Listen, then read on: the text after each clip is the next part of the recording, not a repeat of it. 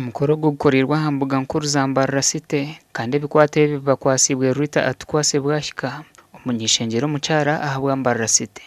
Life obensi omuhanga kwabyo ine bishikirizi no gwano yimuka no gwano korachi nuyimuka mweno wako inaka bebe rukonsia uteho masiko na degree no jikaho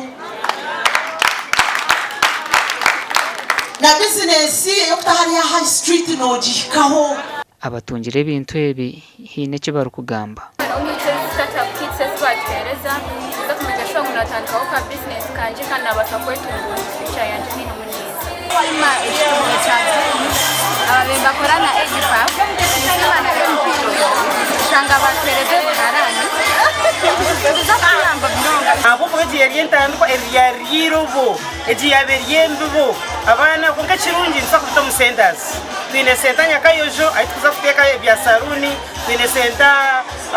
biharwe turateke bya saruni ngo nabandi bagume bije bona bejereho nabwanyi baguru mutagire cyayiga kwekorera Minyeeto yegesha birwo kureba ngo yayirinda akakoko ka sirimu hamwe n'izindi ndwara eziri kurabira mu bushambani